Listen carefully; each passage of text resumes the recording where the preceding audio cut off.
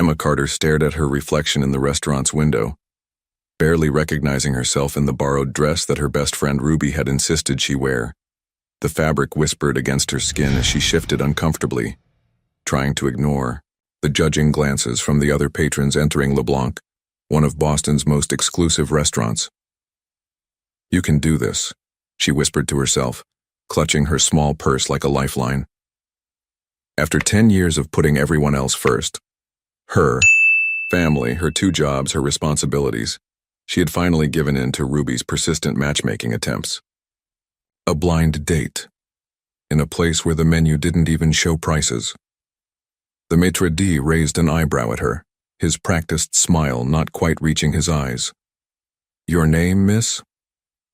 "I'm meeting someone," Emma managed, her voice steadier than she felt.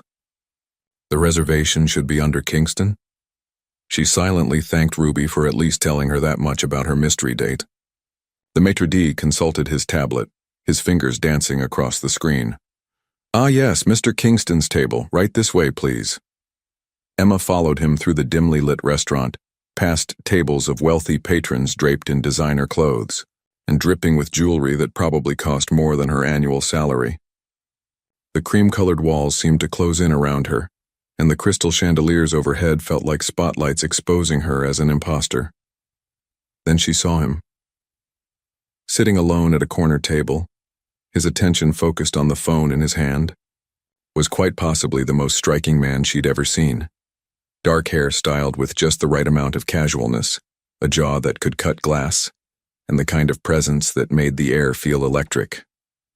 His tailored suit probably cost more than her car, but it was the way he held himself that caught her attention, like someone who knew exactly who he was and made no apologies for it.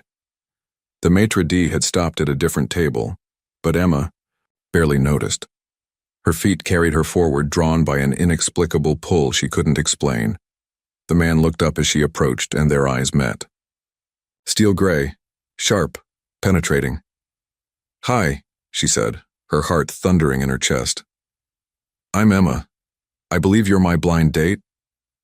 For a moment, something flickered across his face. Surprise, perhaps, or amusement. But it was gone so quickly she might have imagined it.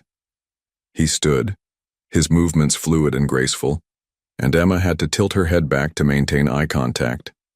He was tall, much taller than she'd initially thought. "Please," he said, his voice a low rumble that sent shivers down her spine. "Have a seat." As Emma settled into the chair he held out for her, she couldn't shake the feeling that something was different than she'd expected. Ruby had described her friend Kingston as a nice guy with a steady job.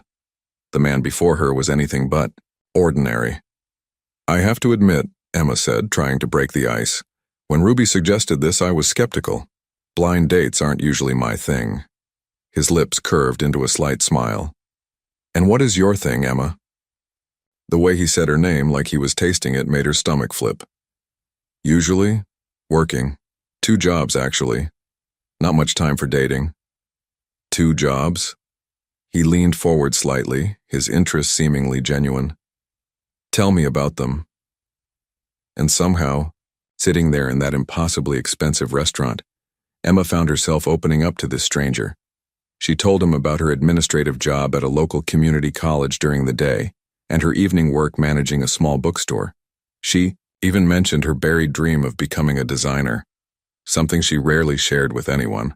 He listened with an intensity that both unnerved and thrilled her. His questions were precise, thoughtful, drawing out details she hadn't meant to share. When their appetizers arrived, which he had ordered in flawless French, Emma realized an hour had passed in what felt like minutes. "I've been talking too much," she said, feeling her cheeks warm. "Tell me about yourself. What do you do?" A shadow of something passed across his face. "I'm in business," he said simply. "Acquisitions and strategy, primarily." "That sounds intense." "It can be." His eyes never left her face. "But right now, I find myself far more interested in hearing about your design aspirations." "You mentioned sustainable fashion." Emma blinked, surprised he'd picked up on that detail from her earlier rambling. "Yes, actually. I've always believed fashion should be accessible and environmentally conscious. Not that I've had much chance to pursue it. Why not? The direct question caught her off guard. Well, life, I suppose. Bills to pay, responsibilities to meet. Dreams don't always pay the rent. His expression hardened slightly. Dreams shouldn't be sacrificed for practicality, Emma. They should be pursued with everything you have. The intensity in his voice made her pause. There was something almost personal in the way he said it, as if her abandoned dreams somehow offended him. Before she could respond, her phone buzzed in her purse. It was a text from Ruby. OMG. Em, I'm so sorry. Kingston got called into emergency surgery. He's a resident at Mass General. Can we reschedule? Emma felt the blood drain from her face. She looked up at the man across from her, this stranger who had commanded her attention so completely for the past hour, and realized with horror that she had sat at the wrong table. I think there's been a mistake, she stammered, her voice barely a whisper. He studied her for a long moment, his expression unreadable. Has there? My blind date, he's not coming. He got called into surgery. He's a doctor, apparently. Emma's hands trembled as she gathered her purse. I am so sorry. I sat at the wrong table, and you've been so kind, and I've wasted your time, and… Oliver. She stopped, mid-ramble. What? My name is Oliver Bennett. He leaned back in his chair, but his eyes held her in place more effectively than any physical restraint. And you haven't wasted a moment of my time, Emma Carter. The use of her full name, which she hadn't given him, sent a chill down her spine. He knew. He had known all along that she wasn't meant to be at his table. Why didn't you say something? She asked, her embarrassment turning to confusion. Oliver's lips curved into a smile that transformed his entire face, making him look younger and somehow more dangerous. Because in 15 years of business, this is the first time someone has sat across from me without knowing exactly who I am. And I found that refreshing. Emma stood on shaky legs. I should go. Stay. It wasn't a request. It wasn't quite a command. It was something in between, a word loaded with promise and possibility. I can't, she whispered, though everything in her wanted to sink back into that chair and continue whatever this was. You can. Oliver stood as well, his height once again making her feel small but not intimidated. Have dinner with me, Emma. Not because of a blind date arrangement, but because we both know there's something here worth exploring. Her heart raced. This was crazy. He was clearly someone important, someone powerful. She was a nobody who worked 2 jobs just to make ends meet. These things didn't happen in real life. But as she looked into those steel gray eyes, Emma made a decision that would change everything. She sat back down. The rest of dinner passed in a haze of candlelight and conversation that felt more like a dream than reality. Emma couldn't remember the last time she'd felt so seen, so heard. Oliver asked questions that went beyond surface-level small talk, drawing out thoughts and feelings she usually kept buried. You never explained how you knew my last name, Emma said, taking a sip of the wine he'd selected, a vintage that probably cost more than her weekly grocery budget. Oliver's lips curved into that dangerous half-smile she was beginning to both anticipate and fear. I have my ways. That's not an answer. No, he agreed, studying her over the rim of his glass. It's not. A shiver ran down her spine. Every instinct told her she should be unnerved by his evasiveness, by the calculated way he watched her. Instead, she found herself leaning forward, drawn into his orbit like a moth to flame. You're used to getting your way, aren't you? She asked, always. His response came without hesitation. Does that bother you? Emma considered the question. I think it should. The corner of his mouth twitched. But it doesn't? I haven't decided yet. Their server appeared with dessert, something decadent involving dark chocolate and berries that Emma hadn't ordered. Oliver hadn't either, at least not while she was listening. You're doing it again, she observed. making decisions without asking. I prefer to think of it as anticipating needs. He pushed the plate toward her. Try it. Emma picked up her fork, acutely aware of his gaze following her movement. The dessert was extraordinary, of course. Everything about the evening had been, and that was exactly what worried her. This isn't real, she said quietly, setting down her fork. Oliver's expression sharpened. Explain. This. She gestured between them. The wine, the food, the conversation. It's like something out of a movie. But tomorrow I'll go back to my real life. 2 jobs, student loans, and a tiny apartment in Somerville. And you'll go back to whatever world you actually live in. You think I'm playing a game? There was an edge to his voice now, a hint of something dangerous beneath the polished exterior. Aren't you? Emma met his gaze directly.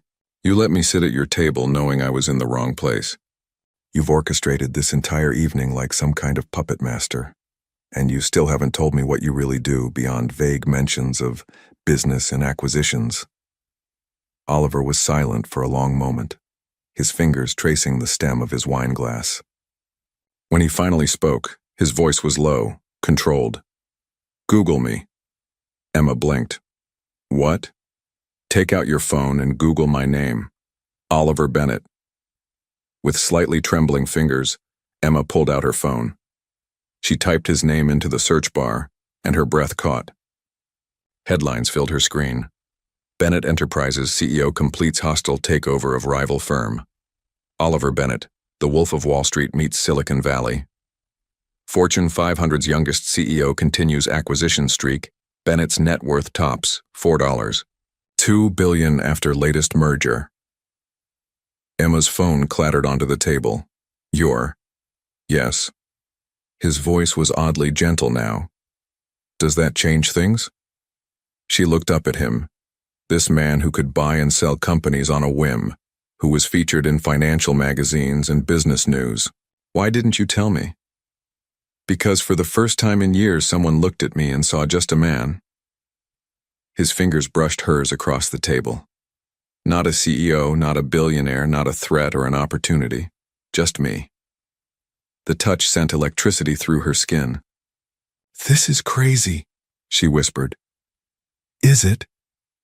He leaned forward, his presence filling her world. Or is it the most real thing either of us has felt in a long time? Before Emma could respond, a flash went off nearby. Then another. She turned to see 2 men with cameras at the restaurant's entrance, their lenses pointed directly at their table. Oliver's expression darkened instantly. He was on his feet in one fluid motion, his body positioning itself between Emma and the photographers. Car. Now, he said to someone Emma couldn't see, but suddenly a suited man appeared at their table. This way, sir. Emma. Oliver held out his hand. Come with me. She stared at his outstretched hand, understanding that this was more than just an escape from photographers. It was a choice. Step into his world, or stay in hers. I can't, she said, even as everything in her screamed to take his hand. This isn't. I'm not. You are. His voice was firm, brooking no argument. You're exactly who and what I want, but right now we need to leave. More flashes.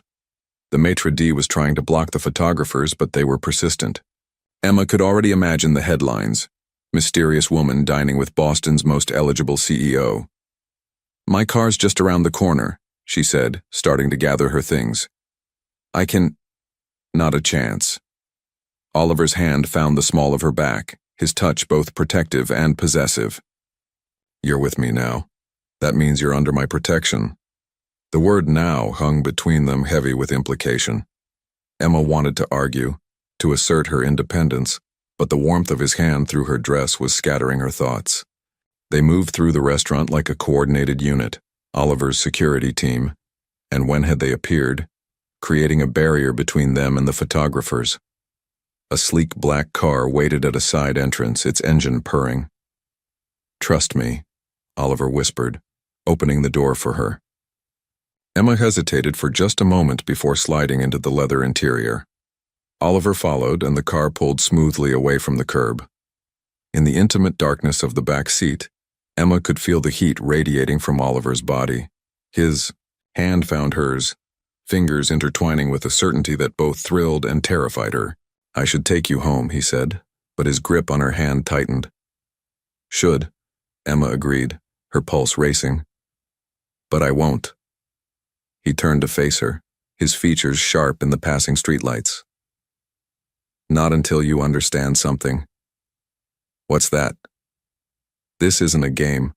It's not a whim or a passing fancy." His free hand came up to cup her cheek, and Emma forgot how to breathe. "I want you, Emma Carter, all of you, and I'm not a man who loses what he wants." The possessiveness in his voice should have scared her. The intensity in his eyes should have sent her running. Instead, Emma found herself leaning into his touch, her body making decisions her mind wasn't ready to face. "Where are we going?" she whispered. Oliver's thumb traced her bottom lip, and the world narrowed to that single point of contact. "Somewhere we can talk without cameras, without interruptions." His voice dropped lower, "Without pretense." As the car glided through Boston's nighttime streets, Emma knew she was crossing a line, stepping into dangerous territory, but with Oliver's hand in hers and his promises hanging in the air between them, danger had never felt so much like destiny.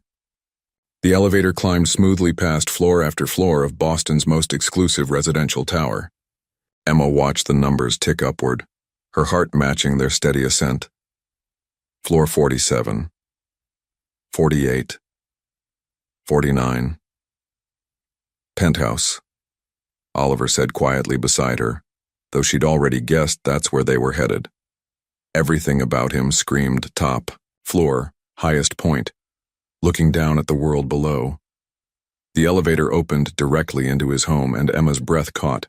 Floor-to-ceiling windows wrapped around the entire space, offering a panoramic view of Boston's glittering nightscape. The Charles River snaked through the darkness like a ribbon of stars, while the city lights spread out beneath them like a galaxy brought down to Earth. "This is—" Emma trailed off, moving toward the windows as if in a trance.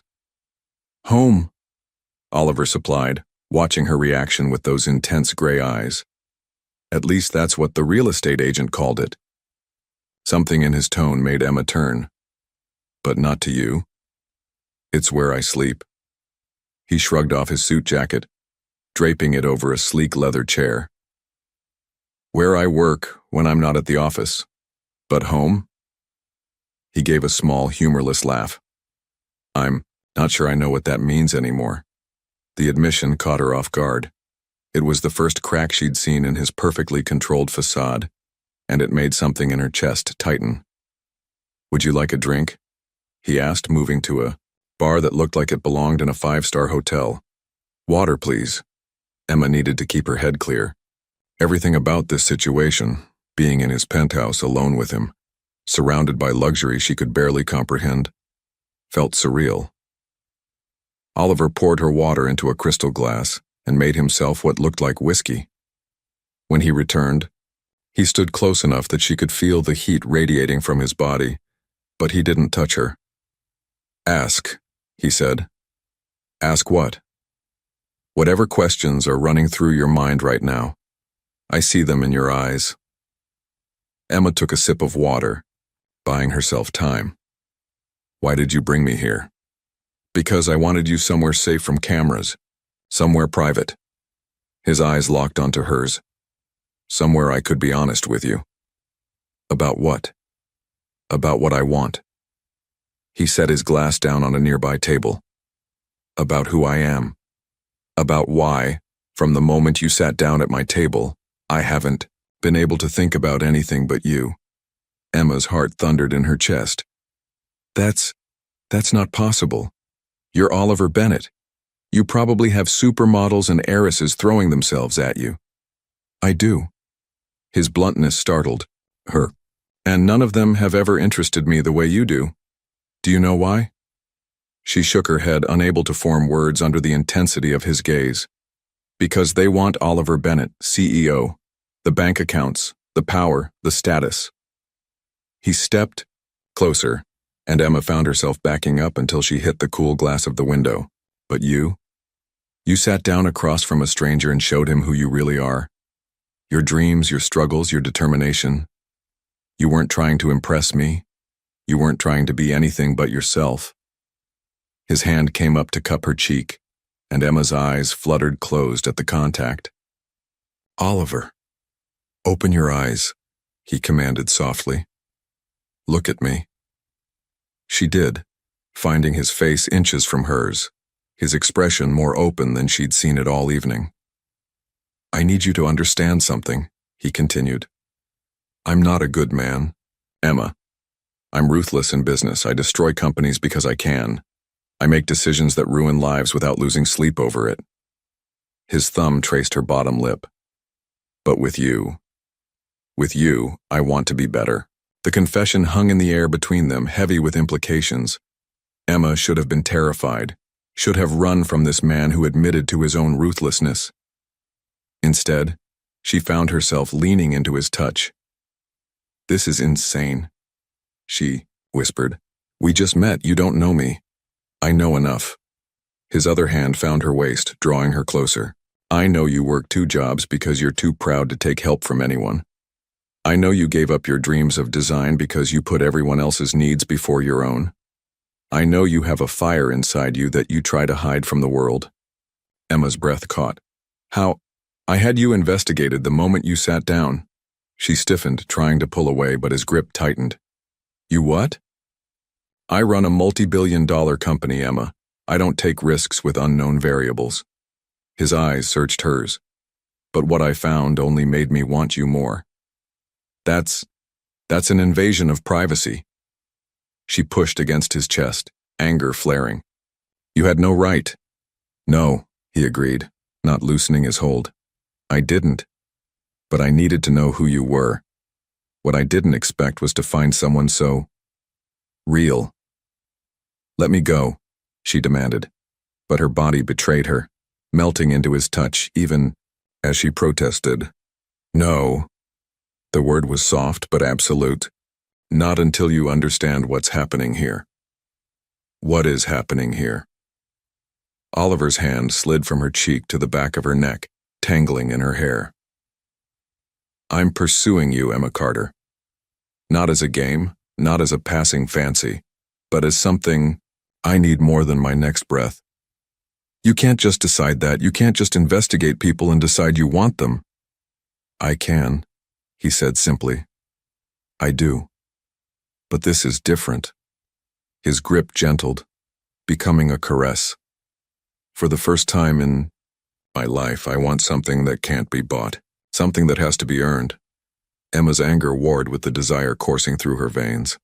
I'm not a thing to be wanted, to be earned. No, he agreed. You're so much more than that. You're a woman who deserves everything she's ever dreamed of. And I want to give it to you. I don't want your charity. Oliver's laugh was dark, sending shivers down her spine. Charity? No, Emma. What I want to give you isn't charity. It's opportunity, partnership, power. His lips brushed, her ear, pleasure. The last word made her knees weak. This isn't... We can't... We can, he murmured. We will. But only when you're ready. Only when you understand that this isn't a whim for me. It's a decision, a commitment. Emma's phone buzzed in her purse, breaking the moment. With trembling hands, she pulled it out to find 3 missed calls from Ruby and a text that made her blood run cold. Oh God, she whispered. What is it? Emma turned the phone so he could see the screen.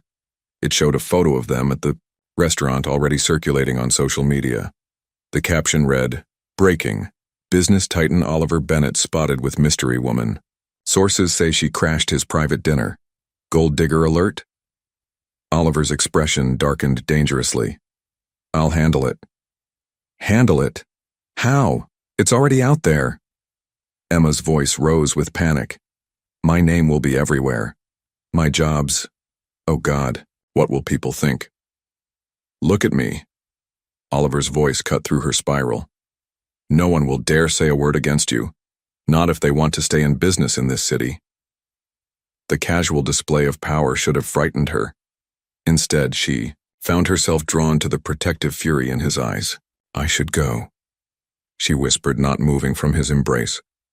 Stay. His lips brushed her forehead. Let me protect you. I can protect myself. I know. His smile was dangerous and beautiful. That's exactly why I want you to let me do it instead. Standing there in his arms, high above the city she'd always called home, Emma knew she was at a crossroads. One path led back to her safe, predictable life. The other led straight into Oliver Bennett's world of power, passion, and possession. And despite every rational thought screaming at her to run, Emma found herself choosing the dangerous path. Emma woke to sunlight streaming through floor-to-ceiling windows and the soft whisper of fingers tracing patterns on her bare shoulder. For a moment she kept her eyes closed, savoring the warmth of the Egyptian cotton sheets and the solid presence of Oliver beside her. They hadn't done more than kiss last night. Heated, desperate kisses that left her breathless and wanting, but sleeping in his arms felt more intimate than any physical encounter she'd ever had. I know you're awake, Oliver murmured, his voice rough with sleep. Emma opened her eyes to find him propped up on one elbow, watching her with an intensity that made her breath catch. His usually perfect hair was deliciously mussed, and he'd shed his dress shirt sometime during the night, leaving him in a white undershirt that did nothing to hide his sculpted physique. Good morning, she whispered, suddenly shy despite still wearing her dress from the night before. His response was to lean down and capture her lips in a kiss that started gentle, but quickly turned hungry. Emma melted into it, her hands sliding up his chest to tangle in his hair. When he finally pulled back, his eyes were dark with desire. You have no idea what you do to me. Show me, she breathed before she could stop herself. A growl rumbled in his chest, but instead of kissing her again, he reached for something on the nightstand. First, we need to discuss this.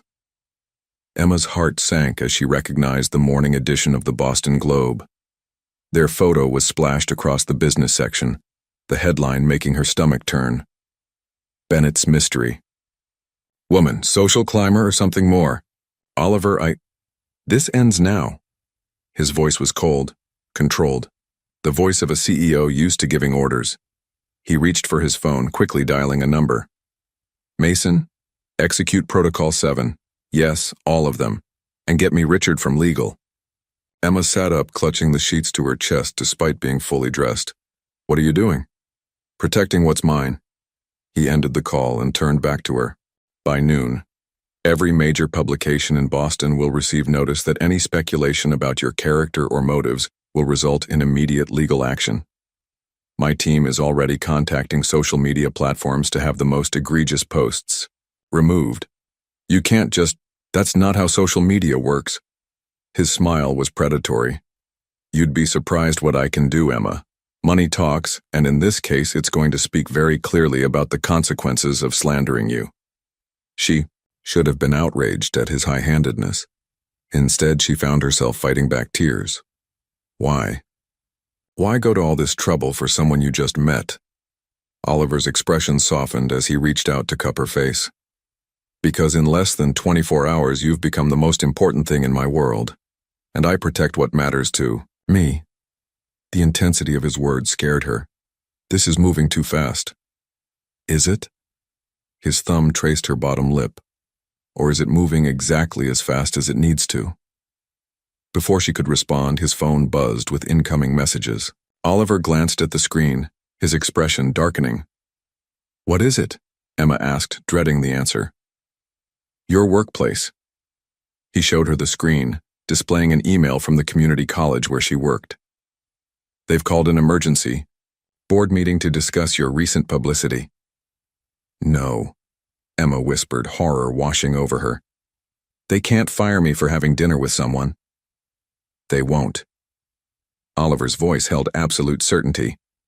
Because in about 10 minutes, the College is going to receive notice of a very generous donation from the Bennett Foundation, one that comes with certain conditions. Oliver, no. Emma scrambled out of bed, putting distance between them. You can't buy my job security. He rose as well, his movements fluid and predatory. I can, and I will, unless you'd prefer. I buy the college outright? Stop it. She ran her hands through her hair in frustration. This isn't a game, this is my life, my career. Exactly. He crossed the room to her, backing her against the window overlooking the city. It's your life, which means it's now my priority. That's not how relationships work. Is that what this is? His voice dropped lower, sending shivers down her spine. A relationship? Emma's breath caught. I don't know what this is. Then let me be clear. His hands came to rest on either side of her head, caging her between his body and the glass. This is me, choosing you. This is me, ensuring nothing and no one threatens what we're building here. This is me, showing you exactly what it means to be mine. I'm not a possession, she whispered, even as her body betrayed her by leaning into his warmth. No, he agreed. You're something far more valuable. You're the woman who makes me feel human again. His lips brushed her temple. The woman who looks at me and sees past the money, past the power, to something I thought I'd lost years ago. And what's that? My heart. The admission seemed to surprise even him. God help me, Emma, but you've walked right past every wall I've built and straight into my heart. She should have run, should have grabbed her things and fled from this man who could reshape reality with a phone call, who spoke of possession and protection in the same breath as love. Instead, she found herself reaching up to trace the strong line of his jaw. This terrifies me. Good. He turned his head to kiss her palm.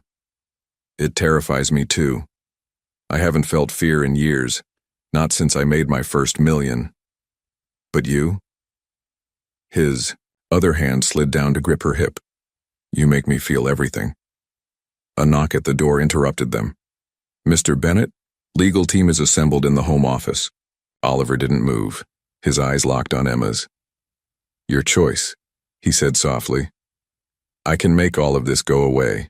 The photos, the speculation, the threat to your job. Or you can embrace it. Stand with me. Let the world see exactly what you mean to me. His grip tightened possessively. Let me show them that you're not some gold digger or social climber. You're the woman who brought Oliver Bennett to his knees. Emma's heart raced. By doing what? Accidentally sitting at your table? By being exactly who you are. He leaned in until his lips brushed her ear. Strong, independent, utterly captivating. Another knock. Sir, time-sensitive matters require your attention. Choose, Emma, Oliver whispered against her skin. Hide from this or face it with me, but know that either way I'm not letting you go. Standing there, caught between the cold glass and Oliver's warmth, Emma made her third life-changing decision in 24 hours. Okay, she breathed. Okay, what? Show them. She met his gaze steadily. Show them what we are. Oliver's smile was both beautiful and dangerous. Sir? The voice called again. Send them in, Oliver commanded, not taking his eyes off Emma. It's time to change the narrative. As the door opened and suits filed into the penthouse, Emma realized she'd just stepped off another cliff. But with Oliver's hand firmly gripping hers, she couldn't bring herself to regret it. The fall, after all, felt an awful lot like flying. The next 48 hours passed in a whirlwind of lawyers, press releases, and carefully orchestrated public appearances. Emma watched in awe as Oliver's team transformed the narrative from gold digger scandal to modern fairy tale romance. Each move was calculated, each statement precisely crafted. Now, sitting in Oliver's executive office on the top floor of Bennett Tower, Emma struggled to recognize her own life. The statement goes live in an hour, Oliver said, hanging up his phone. His suit was impeccable as always, but Emma had learned to read the tension in his shoulders, the way his jaw clenched when he was worried. Are you sure you're ready for this? Emma smoothed her new designer dress, a gift from Oliver that probably cost more than her monthly rent. Do I have a choice? Always. He crossed the room to kneel before her chair, taking her hands in his. Say the word and I'll shut it all down. We can disappear to my island in the Caribbean until this blows over. The casual mention of owning an island still made her head spin. Running away won't solve anything. No, he agreed, his thumb tracing circles on her palm. But it would keep you safe. I don't need... A knock interrupted them. Mr. Bennett, they're ready for you in the boardroom. Oliver's expression hardened. Tell them to wait. Sir, the shareholders... I said wait. His voice carried the edge that Emma had learned meant absolute obedience was expected. When they were alone again, he reached up to cup her face. Last chance to back out. Emma leaned into his touch. I'm not going anywhere. His kiss was swift, but fierce, leaving her breathless. That's my girl. The boardroom was intimidating, all mahogany and leather, with floor-to-ceiling windows offering a commanding view of Boston's financial district. 12 men and women in expensive suits sat around the massive table, their expressions ranging from curious to openly hostile. Ladies and gentlemen, Oliver began, his hand resting possessively on Emma's lower back as he guided her to the head of the table. I believe you all know why we're here. Indeed, said an older man with steel-gray hair. The question is whether you do, Oliver. This indiscretion has already cost us points on the market. Emma felt Oliver tense beside her. Choose your next words very carefully, Richard. The board has concerns, a woman in her 50s interjected smoothly. Your personal life is your own, but when it affects shareholder value... My personal life, Oliver cut in, his voice deadly quiet, is not up for discussion, not even by this board. The press will say exactly what we tell them to say. Oliver's smile didn't reach his eyes. Unless anyone here would like to experience firsthand what happens when they cross me. The threat hung in the air, making Emma's skin prickle. This was a side of Oliver she'd glimpsed but never fully witnessed. The ruthless CEO who'd built an empire through sheer force of will. Perhaps, Emma found herself saying, surprising everyone, including herself. What you really want to know is whether I'm a liability. Oliver's hand tightened on her back, but she continued. You're worried I'm after his money, or that I'll cause a scandal, or that I'll distract him from running this company. She met each board member's eyes in turn. I understand those concerns. They're valid from a business perspective. Emma, Oliver warned, but she pressed on.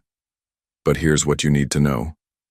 She straightened her spine, channeling every ounce of confidence she could muster. I have my own career, my own dreams.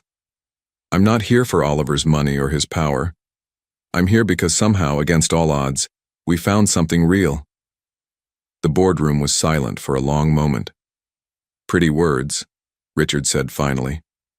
But actions speak louder. Already rumors are circulating about insider trading, about you using your relationship with Oliver to gain advantages. What? Emma's blood ran cold. Oliver's voice was pure ice. Explain.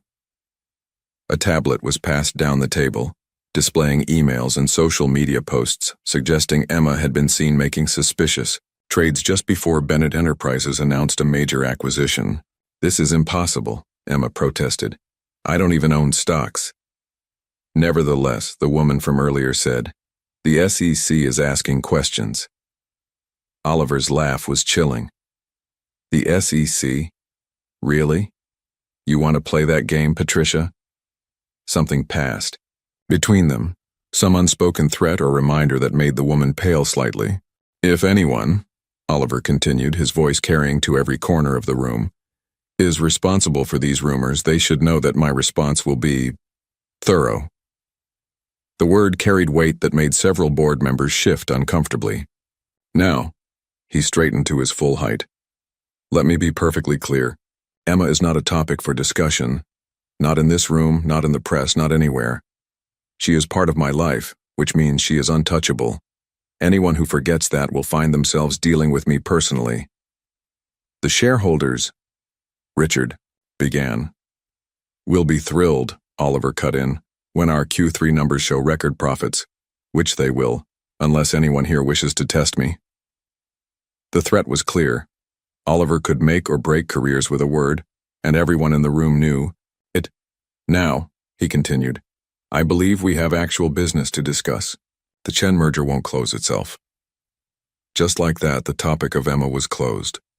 She watched in fascination as Oliver commanded the room, directing billion-dollar decisions with the same ease others might order coffee. But beneath the polished surface, she sensed his rage. It simmered in the tight line of his shoulders, the slight edge in his voice when certain board members spoke. An hour later, as they rode the elevator back to his office, Emma finally asked, The SEC investigation, is it real? Oliver pulled her into his arms, his embrace fierce and protective. It's a warning shot, someone on the board trying to force my hand. By targeting me? By threatening what matters to me most. His eyes burned with controlled fury. They'll regret that decision. Oliver, she touched his face, feeling the tension in his jaw. Don't do anything rash. His laugh was dark.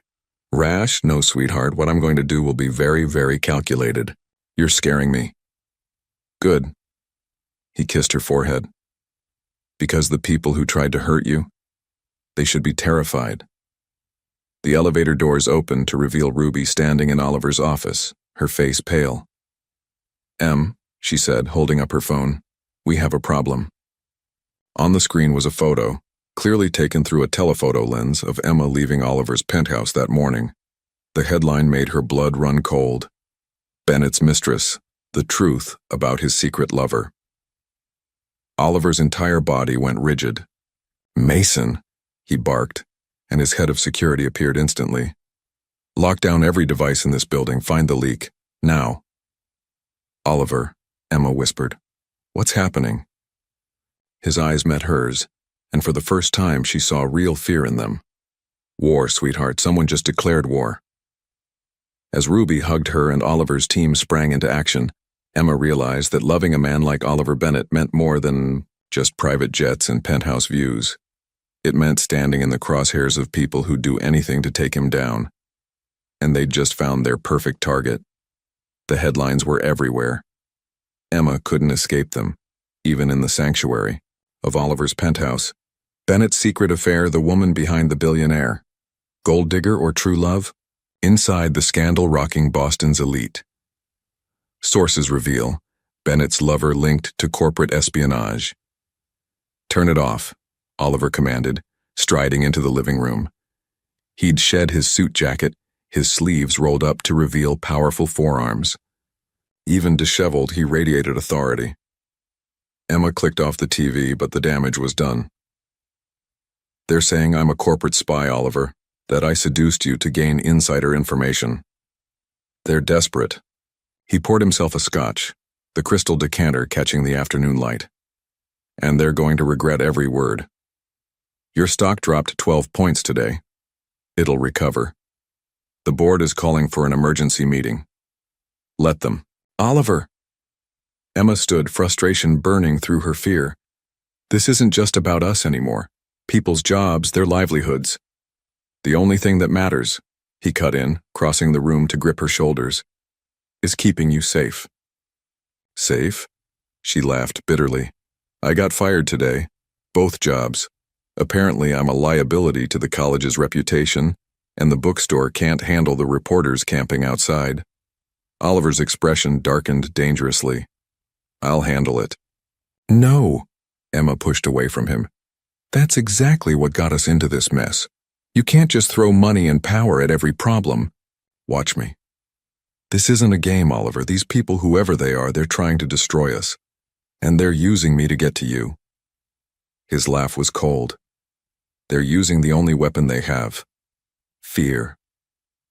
He pulled her back into his arms, his embrace possessive. But they don't understand what they're dealing with. And what's that? A man who's finally found something worth fighting for. Before Emma could respond, Oliver's security chief burst into the room. Sir, we found something. Oliver's body tensed. Show me. Mason handed over a tablet. As Oliver scrolled through whatever was on the screen, his expression grew more lethal with each swipe. Oliver? Emma touched his arm. What is it? Remember Richard, from the board meeting? Oliver's voice was deadly quiet. Turns out he's been having some interesting conversations with our biggest competitors. The leak came from him? The leak, the SEC rumors, all of it. Oliver handed the tablet back to Mason. Execute Plan Delta. I want everything in place by morning. Yes, sir. Mason hesitated. Sir, there's more. About Ms. Carter's background check. Emma's heart stopped. What about my background check? Oliver's eyes snapped to Mason. Explain. Someone's been altering records, creating a paper trail to suggest Ms. Carter has connections to industrial espionage.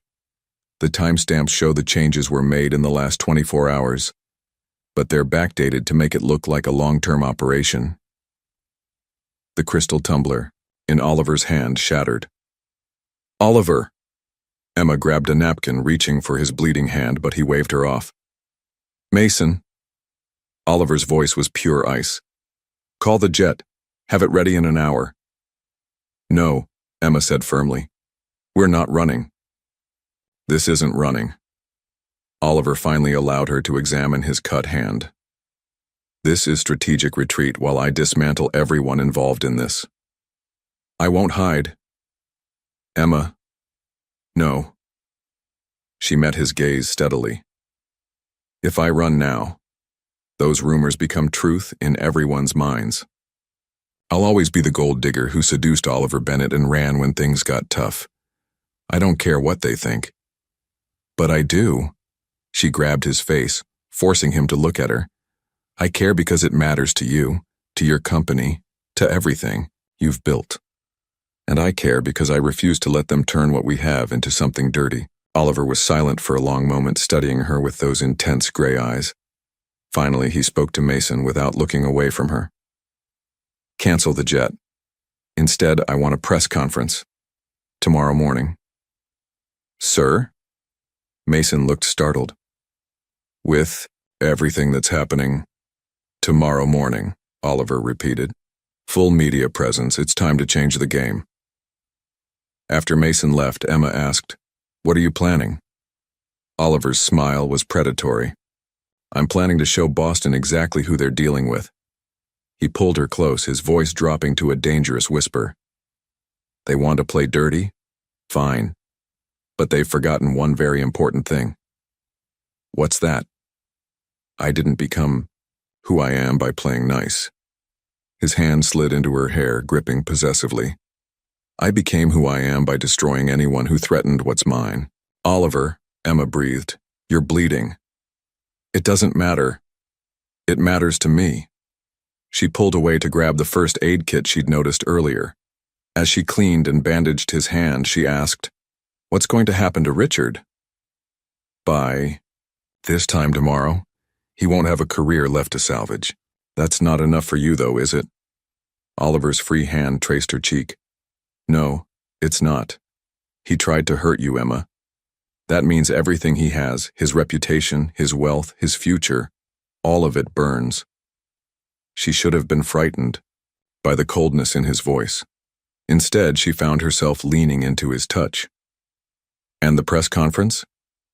Is going to remind everyone exactly who they're dealing with. He tilted her chin up. But I need you to do something for me first. What? Trust me. His eyes searched hers. Completely. Without reservation, can you do that? Emma thought about everything that had happened since she sat at the wrong table. About the way Oliver looked at her like she was the only thing that mattered in his world. About the fierce protectiveness that matched his equally fierce desire. Yes, she whispered. I trust you. His kiss was brutal and possessive, making her gasp. When he pulled back, his eyes were dark with promise. Then let me show Boston what happens when someone threatens the woman I love. The word hung between them, heavy with meaning. Neither of them had said it before, but there it was, raw and real and terrifying in its intensity. Love? Emma's voice trembled. Yes. Oliver's expression was fierce. I love you, Emma Carter, and I'm going to make damn sure the world knows exactly what that means. As his lips claimed hers again, Emma knew tomorrow would change everything. The press conference, Oliver's revenge, their public declaration. It would all reshape their world. But with Oliver's arms around her and his words echoing in her heart, she found she didn't care about the coming storm. Let them try to tear them apart. They had no idea what they were up against. The Bennett Towers press room was packed wall to wall with reporters, their cameras and microphones creating a forest of technology at the front of the room. Emma watched from a private anteroom as Oliver's team made final preparations, her heart thundering in her chest. You don't have to do this, Ruby said beside her, squeezing her hand. You could still take his offer. The island, the escape. No. Emma smoothed down her midnight blue designer dress, another gift from Oliver that made her feel both powerful and exposed. Running won't solve anything. The door opened, and Oliver stepped in. He was devastating in a charcoal suit that probably cost more than a car, his presence filling the room instantly. But Emma had learned to read the subtle signs of his tension, the slight tightness around his eyes, the way his hands wanted to form fists. Everything's ready, he said, crossing to Emma and pulling her into his arms. Last chance to change your mind. She leaned into his embrace, drawing strength from his solid warmth. I thought you said you trusted me. I do. His lips brushed her temple. But what's about to happen? There's no going back from this, Emma. Good. She pulled back to meet his gaze. I'm tired of hiding. His smile was fierce and proud. That's my girl. He turned to Ruby. Ms. Chen, the car is waiting to take you to the secure location we discussed. Ruby hesitated. Go, Emma urged. I'll be fine. After Ruby left, Oliver cupped Emma's face in his hands. Remember what we discussed. No matter what happens out there, no matter what's said, I trust you, she finished. Completely. His kiss was swift but passionate, leaving her breathless. Then let's go change the game. The lights were blinding as they entered the press room. Cameras flashed like lightning and the roar of questions was deafening. Emma felt Oliver's hand on her lower back, steady and grounding, as he guided her to the podium. Ladies and gentlemen, his voice cut through the chaos like a blade commanding instant attention. Thank you for coming. I'll be making a statement after which I'll take a few questions. Emma stood slightly behind him, her chin high despite the scrutiny of hundreds of eyes and lenses. Over the past week, Oliver continued, there has been considerable speculation about my personal life, specifically regarding my relationship with Emma Carter. Various accusations have been made, rumors spread, and attempts made to damage both her reputation and mine. He paused, his expression hardening. Today, I'm here to set the record straight. The room went deadly quiet. First, regarding the allegations of insider trading and corporate espionage. Not only are these claims completely false, but we have concrete evidence that they were fabricated by individuals attempting to manipulate market conditions for their own gain. Murmurs rippled through the crowd. As of this morning, the SEC has received comprehensive documentation proving these allegations were manufactured. The individuals responsible, including former board member Richard Henderson, are now facing federal investigation. Gasps and furious typing filled the room. Furthermore, Oliver's voice turned colder. Any media outlet that continues to publish these demonstrably false allegations will face immediate legal action. My team has already prepared suits against 3 major publications with damages in the hundreds of millions. Emma watched as the reporters shifted uncomfortably. Oliver wasn't just making a statement, he was issuing a warning. Now, as to my relationship with Emma Carter. He reached back, taking her hand and drawing her forward to stand beside him. The speculation ends today. His grip on her hand tightened slightly, the signal they'd discussed. Emma's heart raced as she realized what was coming. Emma is not my mistress, my secret, or my scandal. Oliver turned to face her, his eyes intense. She is the woman I love, the woman I intend to spend my life with, and as of last night, she is my fiancée. The room erupted. Emma barely heard the shocked exclamations and rapid-fire questions. She was lost in Oliver's eyes, in the warmth of the stunning ring he'd given her the night before, in the absolute certainty of his love. Mr. Bennett, this is quite sudden. Ms. Carter, did you know about this announcement? What about the company's stock price? Oliver raised a hand, silencing the room. One more thing. His smile was lethal. As of 9 o'clock this morning, I have acquired controlling interest in the Boston Herald, the Globe, and 3 other major media outlets in the city. Any publication that chooses to slander the future Mrs. Bennett will find their ownership structure dramatically reorganized. Emma's eyes widened. He hadn't told her about this part of the plan. Now, Oliver continued, I believe my legal team is distributing packets containing evidence of the false allegations, documentation of my media acquisitions, and his smile turned predatory. Detailed information about certain board members, attempts to manipulate market conditions through manufactured scandals. The room was chaos as reporters dove for the packets being handed out. One final note. Oliver's voice cut through the noise. To anyone who thought they could use Emma to get to me, you failed. But more importantly, you've made an enemy you can't afford. By targeting her, you've guaranteed that I will dismantle everything you've built, piece by piece, until there's nothing left. He turned to Emma, his expression softening. That's all the time we have for today. My fiancé and I have a celebration to attend. The questions flew like bullets as Oliver led Emma from the podium. Ms. Carter, how does it feel to be engaged to Boston's most eligible bachelor? Mr. Bennett, what about the board's concerns? When's the wedding? But Emma barely heard them. She was focused on the way Oliver's hand gripped hers, the fierce pride in his eyes, the way he'd just declared war on anyone who dared threaten their happiness. In the private elevator, he finally pulled her into his arms. Okay? You bought newspapers, she said, still dazed. Multiple newspapers. His laugh was warm against her hair. I told you I'd protect you. By buying the entire Boston media? By eliminating their ability to hurt you. His fingers traced her cheek. No one will ever use the press against you again. I own it all now. She should have been horrified by this display of power. Instead, she found herself rising on tiptoe to kiss him. You're terrifying, you know that? Only to people who threaten what's mine. His thumb brushed her bottom lip. And you, Emma Carter, are very much mine. Soon to be Emma Bennett, she corrected, watching his eyes darken at the name. Say it again. Emma Bennett. She smiled against his lips. Your move shocked them all, you know. Good. His kiss was possessive. Let them see exactly what lengths I'll go to for you. Let them understand that targeting you means war with me. The elevator opened into his penthouse, their penthouse now, she supposed.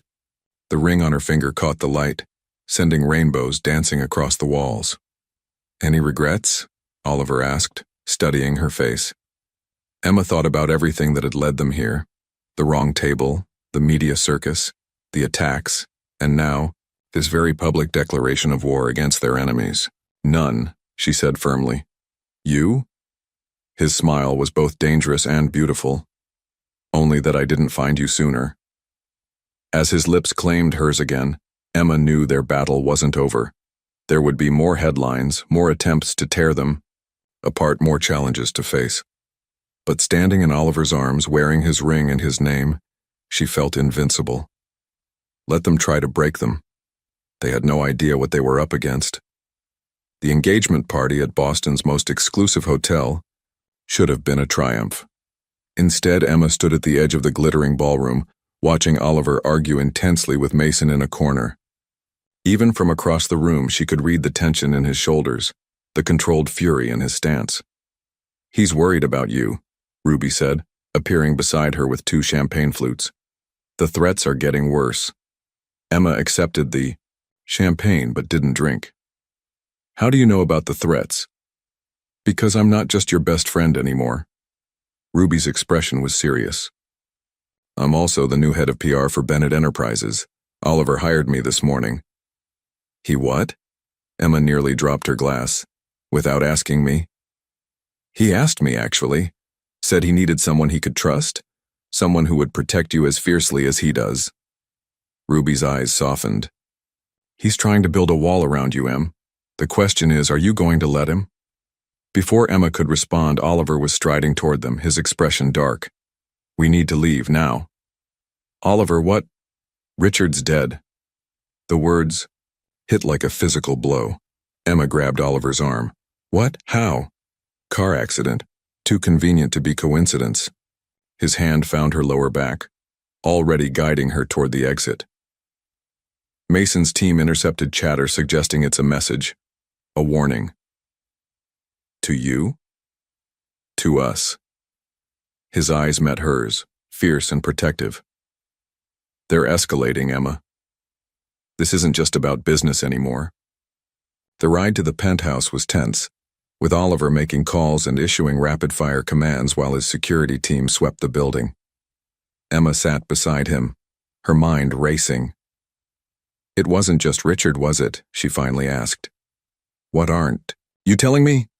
Oliver ended his call, turning to face her. "They found evidence in his car, files about you." "What kind of files?" "Everything." His jaw clenched.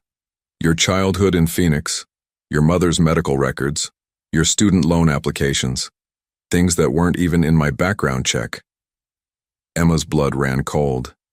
"How long have they been watching me?" "That's what scares me." Oliver's hand found hers, gripping tight. "These files predate our meeting. Someone's been tracking you for months, maybe longer." "But why? I was nobody before I met you." "Or maybe—" Oliver's expression shifted, something dangerous flickering in his eyes. "Maybe meeting me wasn't the accident we thought it was." The penthouse was crawling with security when they arrived. Mason met them at the door, tablet in hand. "Sir, we've confirmed the accident was staged, professional hit, and there's more." He hesitated, glancing at Emma. "Show me," Oliver commanded. Mason handed over the tablet. As Oliver scrolled through whatever was on the screen, his face went from controlled anger to pure rage. "Oliver?" Emma touched his arm. "What is it?" Instead of answering, he thrust the tablet at her. On the screen was a series of surveillance photos of her, at work, shopping, having coffee with Ruby. But these weren't recent photos from the media frenzy.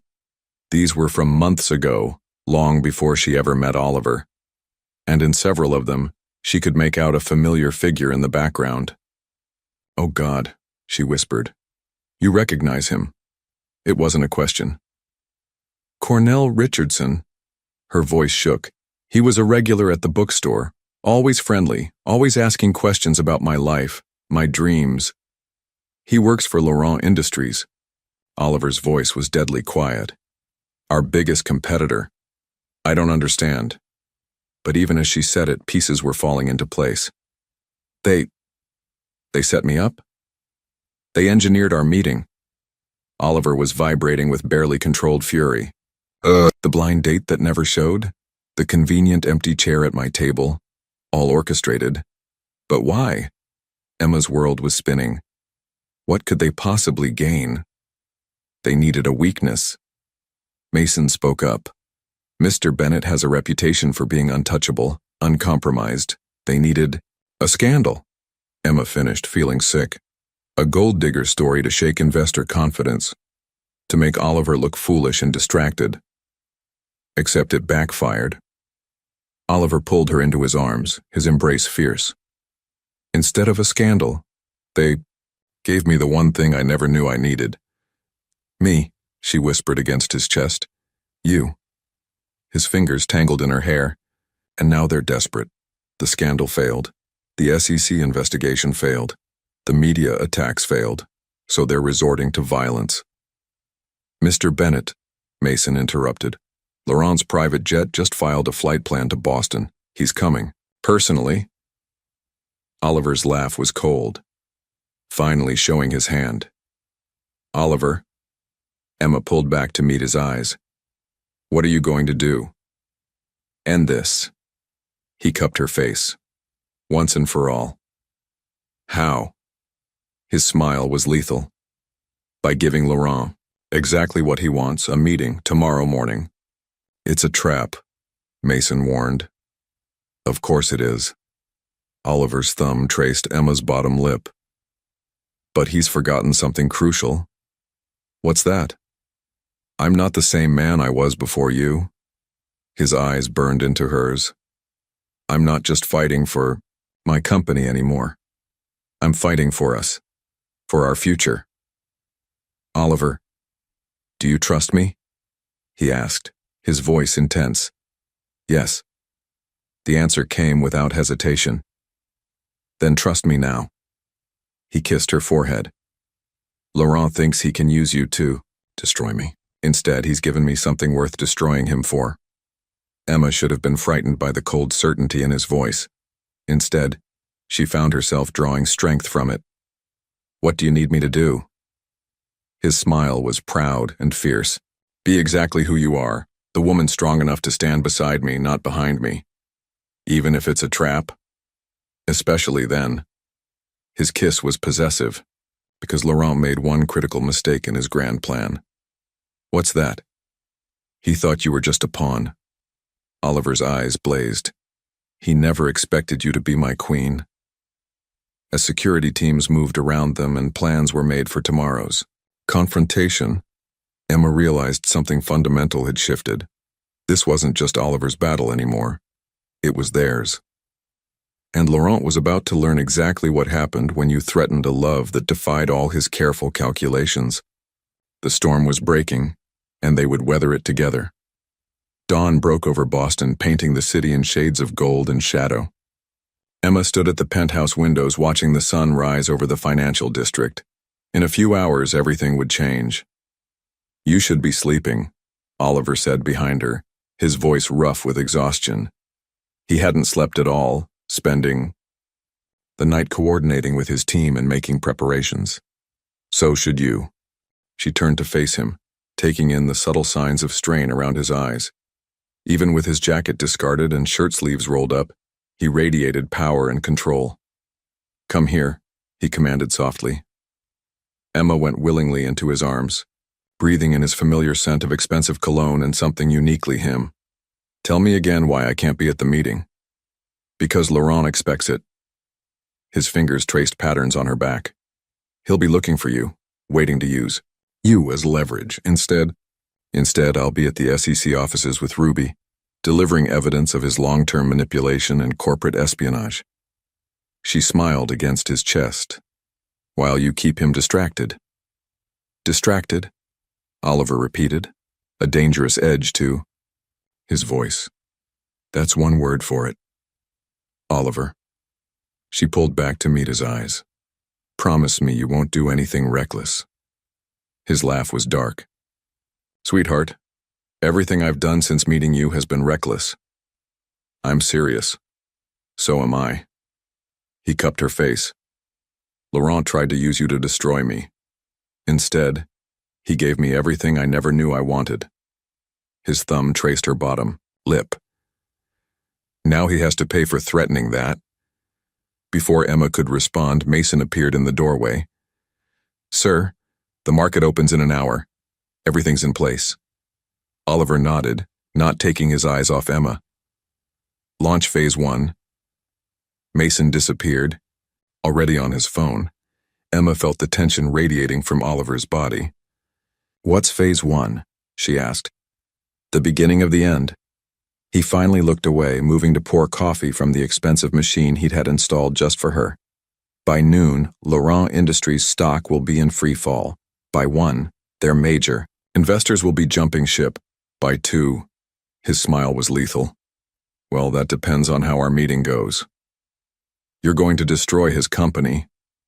No. Oliver handed her the coffee. I'm going to give him a choice. The same choice he tried to force on me. What choice? Everything he has or everything he loves? Oliver's eyes burned into hers. He thought he was clever using you to get to me, but he never understood what that would mean. What does it mean? That I'd burn the world down to keep you safe.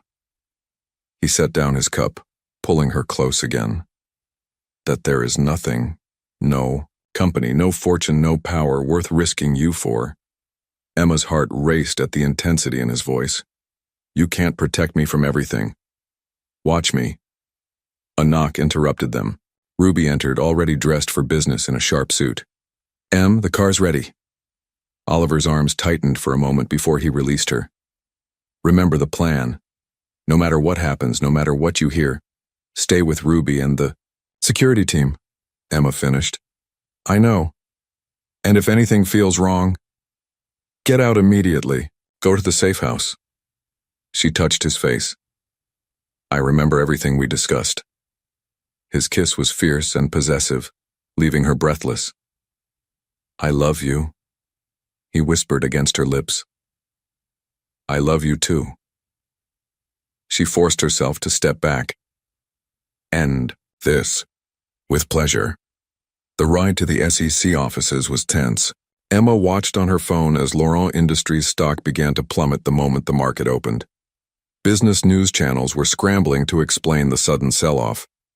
He's really going to do it, Ruby said, watching the numbers fall. Destroy an entire company just to protect you. Not just the company. Emma's phone buzzed with a text from Oliver. Phase 2 initiated. Stay safe. He's going to destroy everything Laurent has built. Because Laurent tried to use you as a weapon. No. Emma smiled grimly. Because he thought I was just a pawn in his game. He never expected me to be the queen. The SEC offices were a flurry of activity when they arrived.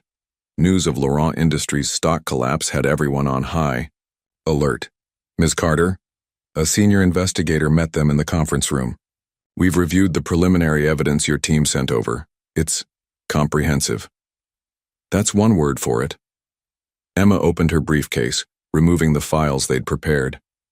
What you're about to see proves that Laurent Industries engineered a complex scheme involving market manipulation, corporate espionage, and now apparently murder. Murder? The investigator's eyebrows shot up. Richard Henderson's death wasn't an accident. Ruby laid out photos from the crash scene. And we can prove it. As they walked the SEC team through the evidence, Emma's phone buzzed again. A news alert. Breaking, Laurent Industries CEO Francis Laurent arrives at Bennett Tower for emergency meeting. It's starting, she thought.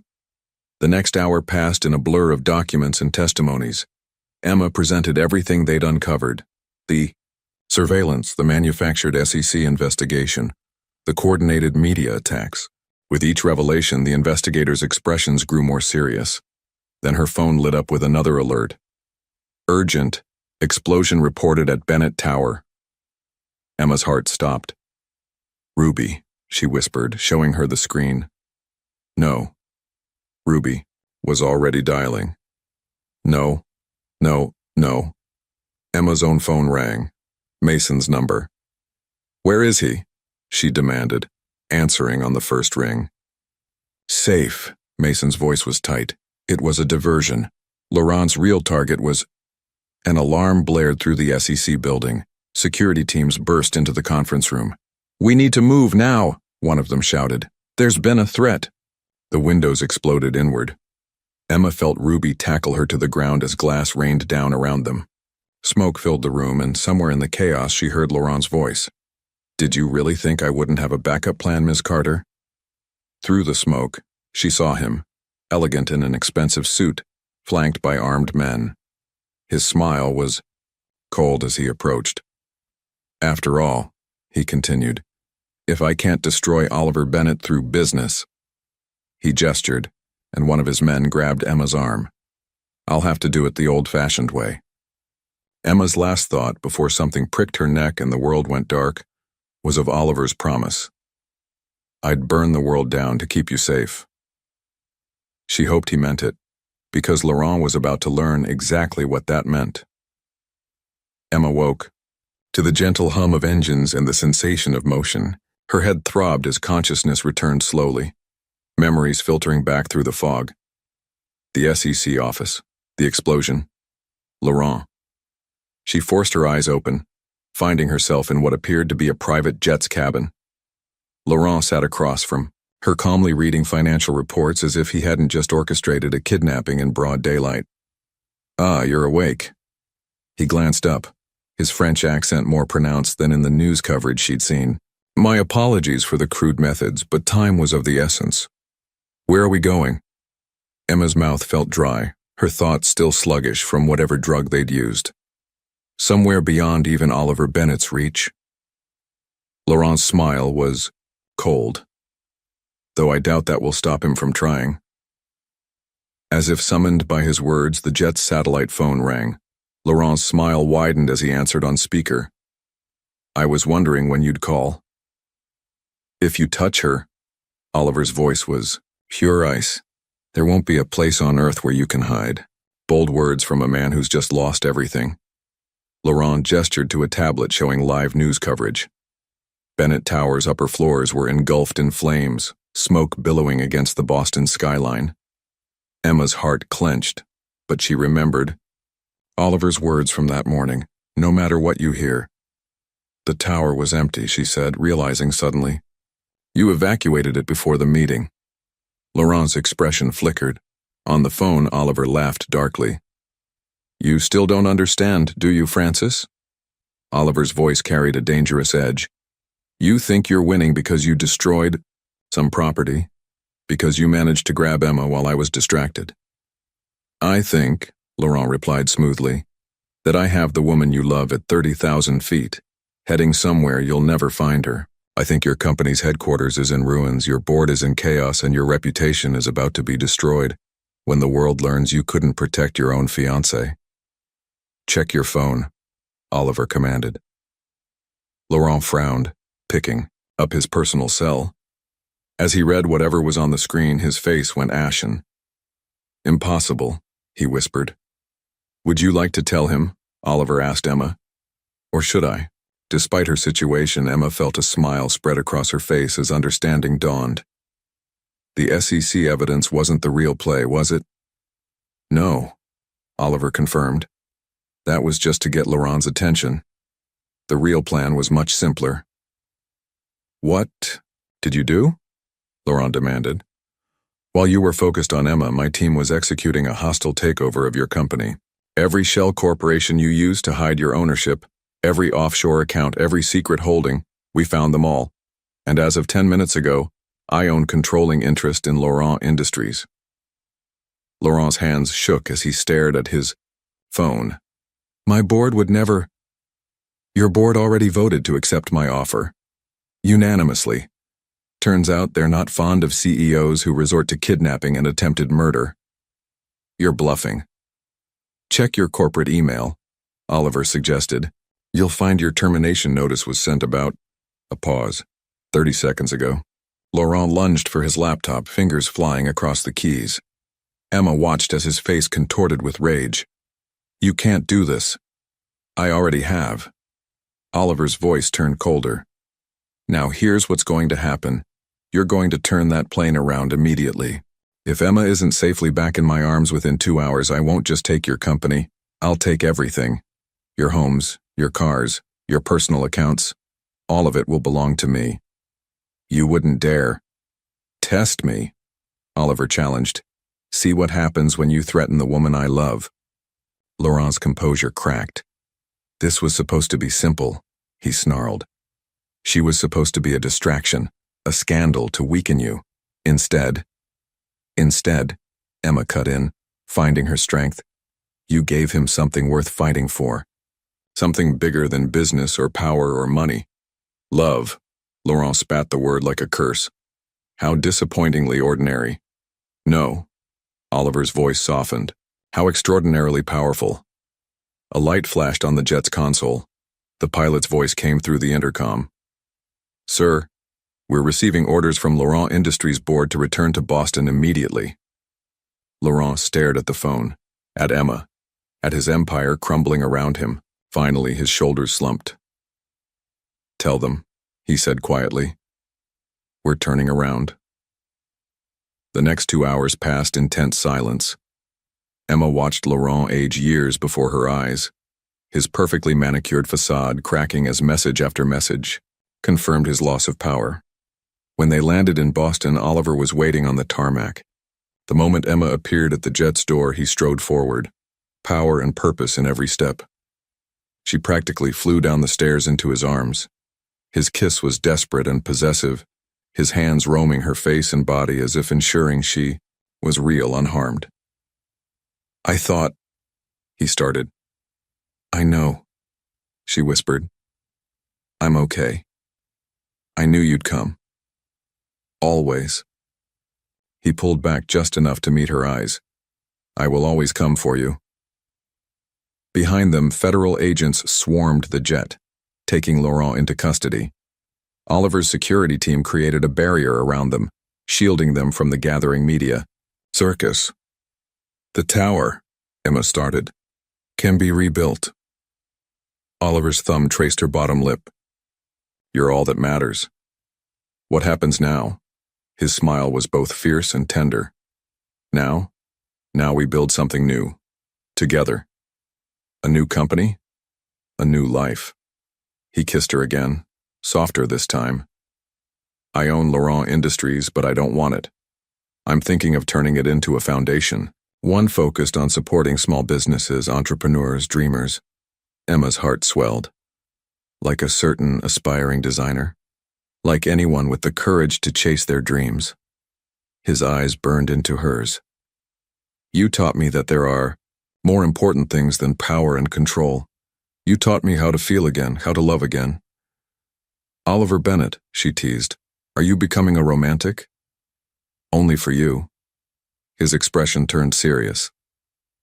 Marry me. You already asked. I already said yes. No. He shook his head. Marry me now. Today. No more waiting. No more games. No more threats hanging over us. Just you and me, building our empire together. Emma thought about everything that had led them here. The wrong table that turned out to be exactly right. The battles they'd faced. The love that had grown stronger with every test. Yes, she whispered. His kiss was a promise, a declaration, a future written in the language of love and power and passion. Later that evening, in a small ceremony attended only by Ruby and Oliver's closest advisors, Emma Carter became Emma Bennett. Not as part of some corporate strategy or public relations move, but as the culmination of a love story that had defied every calculation and scheme thrown against it. As they danced their first dance as husband and wife in the penthouse ballroom, Boston's lights twinkling below them like earthbound stars, Oliver pulled her close. Happy? He asked. Emma looked up at the man who had changed her world, the powerful CEO who had learned to love, the ruthless businessman who had found his heart. Perfect, she answered, because sometimes the wrong table turns out to be exactly right. Sometimes the most powerful love stories aren't written in fairy tales but in the language of corporate takeovers and hostile bids. And sometimes, just sometimes, a woman who sits in the wrong chair becomes the queen who changes everything. If you were in Emma's shoes, would you have the courage to face all the power and danger of the corporate world for love? Or would you have chosen a simpler, safer life? What would you do if you found out that your chance meeting was actually a corporate trap that turned into the most intense love of your life? Your participation in the channel is very important. Please leave your opinion in the comments. Thank you for watching. If you enjoyed the story, please subscribe to our channel and leave a comment below letting us know what you thought. Your feedback and support mean a lot to us. Stay tuned for more exciting stories.